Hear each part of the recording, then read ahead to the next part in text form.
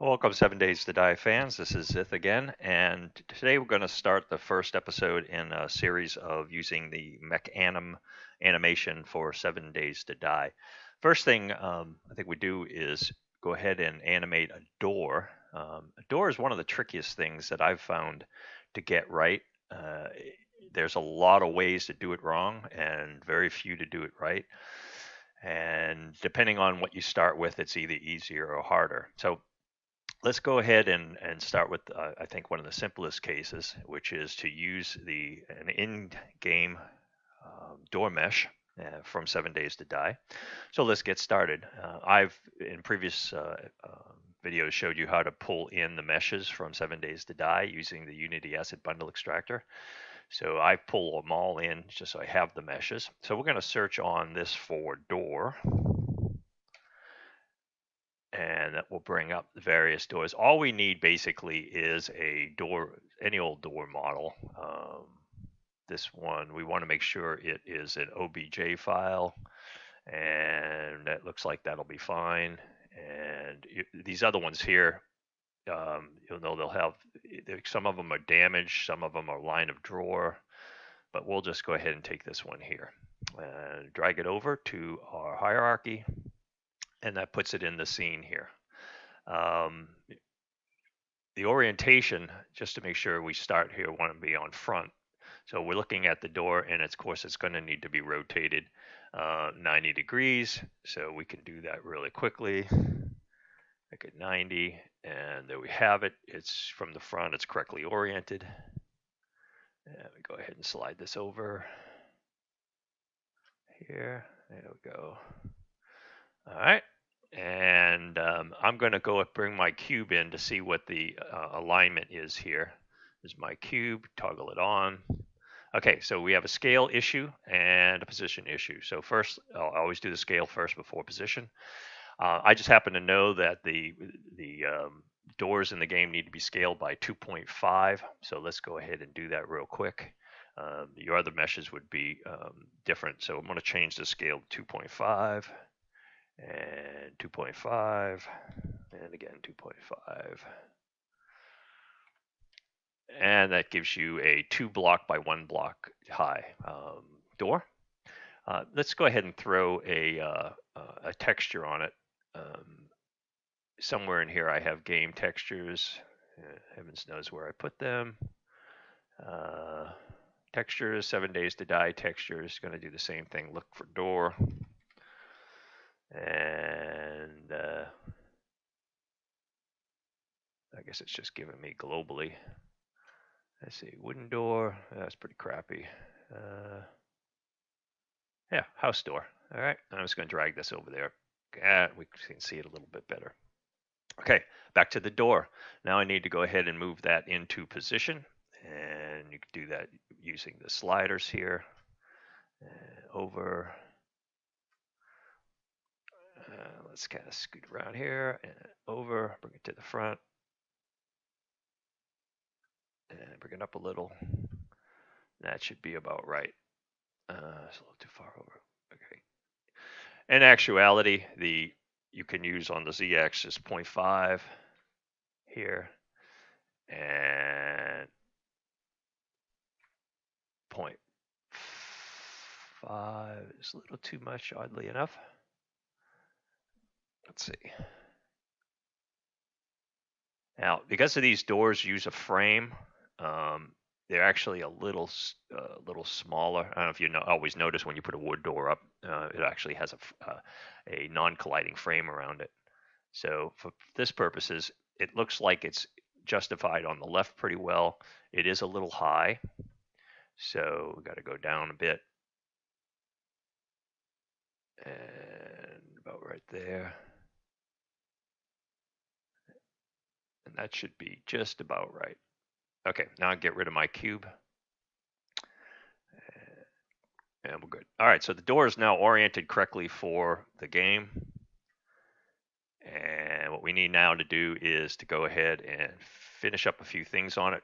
We want to put a collider on it. Now, box colliders are problematic for doors because they don't swing with the door. typically, and they will, if you, well, I could say a million different things here, but all I know is when I put box colliders on them, if I put it on the parent object, it actually blocks going through the opening in the door unless you toggle it on and off in the animation sequence. If you just put it on the actual door itself, the child, it causes, it gets real tricky. You have a very small hitbox to be able to trigger it on, open and close and open and close. So I find it best just to use a mesh collider and be done with it, and keeps it simple. And because it's not a big performance issue unless you're going to be slapping tens of thousands of your doors all around and animating all at the same time. So let's go ahead and put that on there. And it's always good to click the right one. Mesh collider. And you see it already populates the mesh in here. It doesn't need to be convex. It doesn't need to be a trigger in this particular case. I'm going to be using legacy shader diffuse. I don't have a bump map for this. I could dig it out, but for now, we're just going to keep it simple. So now we have a collider on it. Now, finally, the last thing we want to do is animate this thing. So to do that, we want to go ahead and, again, on the door itself, add a component. And we want to go ahead to miscellaneous and add an animator. So now we have an animator in here for the door. Let's begin by creating our animation clip here. The first thing we want to do is create a series of states for the animation, and the first one to start in is called close static. Now, what I name these, I think you can name them whatever, but I tell you, when I haven't named it to the convention that I'm going to use for this, I get warning messages many times in games that I can't find the animator state.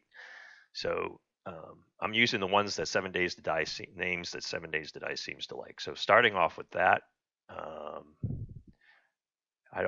haven't made a folder yet. Let me back up, and I'm going to go ahead and under my assets, I'm going to create a new folder here. Create folder, and we'll go ahead and call this demo door. All right, that'll give me a place to put things. All right, so for the door here, I want to create, and in the demo door folder, I'm going to call it close static. All right, there we have it. So now if I go to my animator here, you see it's already created for me a state called close static. All right. And if we go ahead and we look back at the scene here, and down here we need to add a property. All we're going to do is rotate this thing. So we're going to go ahead and add a transform for rotation for this. And if we run that, nothing happens. The door is closed. It's staying in its default position, which is perfect. That's basically what we want there. Next thing we need to do, it will be the door will open. What you have to do is find you essentially want the door to pivot on its edge. And let me turn this off here. And so we need to check this object and find out where it's going to pivot. And you do that up here under this property up here, center and local. We want to keep it local. All of our actions, we want it to be local to the door. So we click on this, and you notice the pivot is already on the edge for us. Now, if it wasn't there, then you might have to create a pivot to be able to orient it. But basically, this door is already in the correct position here for that. So no need to make any change to that. If we go ahead and click this, no, nothing, no change. So let's go ahead and do another animation. We want to go up here and click on create a new clip. And this one's going to be called open.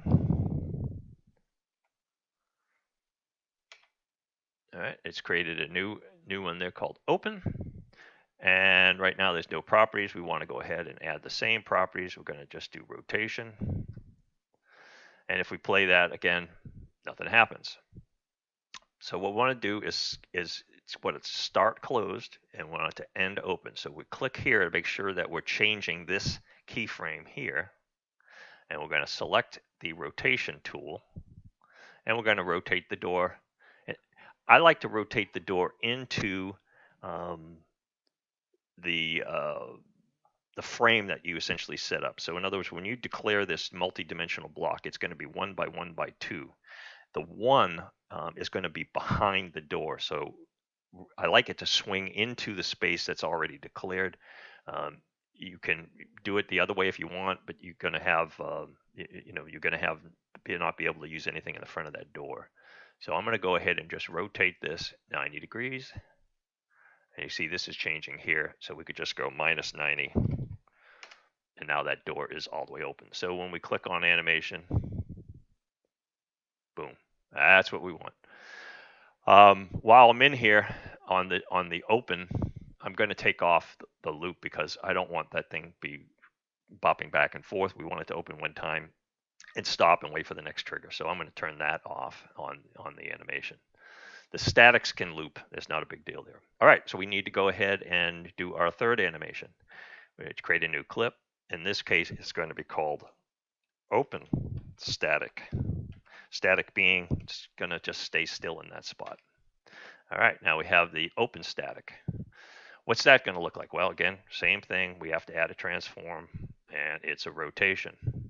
We want it to start open and end open. Well, let's see. Since we left it there, it should be already there, and it is. So good. That one doesn't need any changes. It's already open in a static loop. And now we need to do one last thing. We need to make a closing. Before I do that, I'm going to take one of these open keyframe sets, and I'm going to highlight it and click Control C. C as in Charlie. And click on that. That's for copy. I'm going to copy that. Now I'm going to go add a new clip, and we're going to call this close. And now we'll close there. We want it to add a property, transform. You get it by now, rotation. And it's starting in the open position here, right? So if we click it, it's still open. But down we're going to come to the end here. And now we're going to hit Control V. V as in Victor to paste that closed state in. So now when we click it, it absolutely doesn't work. Okay, what did I do wrong? Let's go back and find a closed static. Play that. That's the closed state we want. Okay. Copy one of those, Control C, go back to close, come down to the last case and Control V. That time it worked. And play that, and it closes. Okay, so now we have the 4 motions and the animator that we want. Let's go ahead into the animator and see what's going on. Let's turn all this off. So we see it enters. Once you instantiate the door, it starts there, and it automatically defaults to the closed static. The next thing we want is open, then open static. Here, I'm going to move entry up here. Get that out of the way, and then close. So let's do the transitions. From here, we want to right-click, make a transition, and bring it to open. From open, we want to make a transition to open static. From open static, make a transition to close, and from close, make a transition to close static. All right, now that's the flow order, which it's going to start closed, it's going to open, it's going to stay open until we click E, then it's going to go to close and fall over here. Let's make these states happen. To be able to do that, we need to add a parameter up here. I'm going to click the little plus button, and we need a trigger, and the trigger has to be open trigger.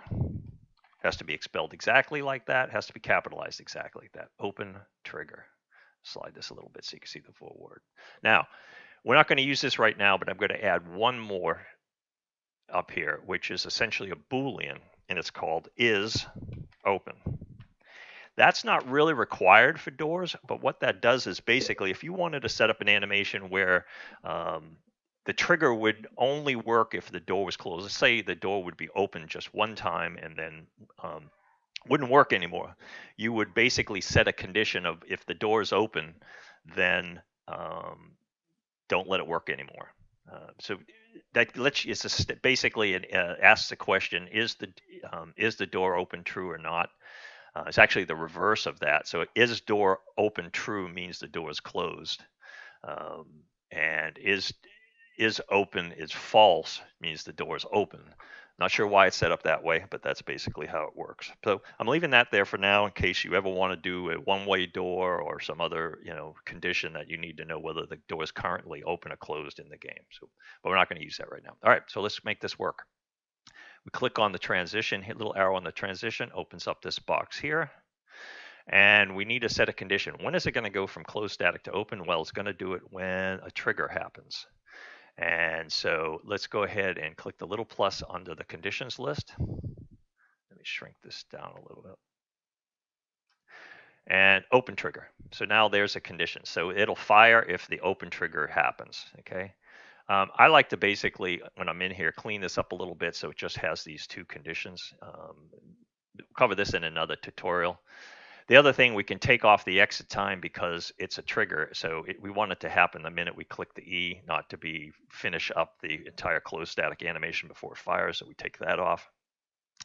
So it's going to come to here, and then this one here is just going to finish its animation. So that's the exit time, and it's going to fall to this one. From this one here, it's going to loop around until we go to this transition here. And again, that transition will be the open trigger.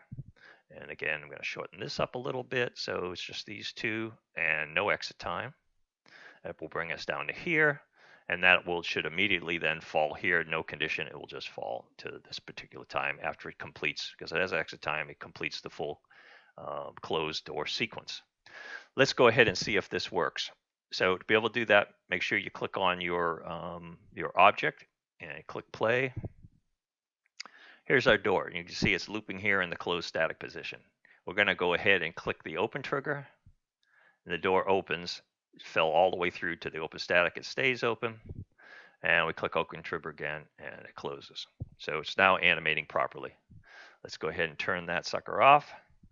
And make sure everything is off here. Go back to our scene. There's our door. The only thing else we need to do, let's just double check everything. We got the animator, shaders, we've got a collider on it, mesh collider is on it. And a tag. We need to go ahead and tag this thing tmeshb for the activation to work. So that's all set there. And now the only other thing to do is we need to have a parent, which is set to 000. So I'm going to create an empty, and I'm going to name that, let's see. Let me get rid of this sucker here for now. And I will rename that to my door prefab. There it is there. Make sure that we reset that so it's all at 000. And then we go ahead and drag the door down to this there. So it's now, it has an empty 000 parent. This is staying the same, hasn't changed anything. The animations are not all going to be unchanged. And you know what to do here. You basically drag it over into there, right click, build asset bundles, and we'll go ahead and call this my door. Save it.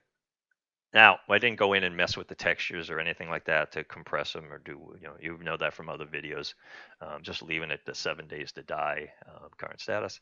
So now we've done that, and I'm going to go ahead and show you what the script would look like. Here's the script basically I'm using, my door secure. And as you can see, it's got model my door prefab. It's wood, it's a model entity, it collides movement, melee, rocket, bullet. It's tagged door, you need to make sure that's on there. Place door and placed everywhere true. These are pretty much just default from the wooden door. You're also going to need to put a model offset of 0.5. When you set the door at 0, if this line isn't in there, I've had some cases where I couldn't really click on the E, so I think that it's the default code's expecting that in there, so just leave that as it's set up there with a 0.5 Y. The block is 1 by 2 by 1, and again, all these other things is there. Now, if you want to attach extra meshes in there, I might do that in a later video. Could show the damage sequence on the door. For now, we'll leave that off. This up here, property class mod door opener. That's if you wanted to actually use code instead of the built-in door opener. I think I can show you that really quick. Let me go ahead and click on door. And if you could see over here, here's a simple C# code. Instead, if you don't want to use the built-in script, the built-in class, which is secured door, you can essentially write your own class. And basically all you're doing here, setting it up, and you're looking for the animator in the children objects. And then if you do that, you look for key code E being pressed. If E was pressed, then that basically fires an open trigger and sets that. So that's it. It's a real simple script in case you ever want to use it. All right, next thing to do is we're going to go into 7 Days to Die, and let's see what our door looks like. Okay, we're back in game now, and let's go ahead and see if we've got our door working. And we can go ahead and search for my door, and there are some up here. Put that down, and let's go ahead and press 3. There's our door right there. You see, it did a pretty good job of lining it up. We can pop that door down and look at it. Door opens, door closes, and it's got a collider on it. So pretty simple, all in all. Looks like it's not too bad. It's missing the frame, of course, but still pretty serviceable door all in all. Now, you'll notice that it only gives you the E on the bottom half of the door, but if you click on the top, it actually does work. I haven't quite figured out why the T-Mesh B only does the one block of the door here, but as you see, it's not really a problem. Okay, well, I hope you've learned a few things. We may do another one on double doors, which are a bit more complicated because they need dual pivots. But for the folks working on the Medi mod that needed to build some doors, here's a way to get started. And look forward to talking to you in the next video.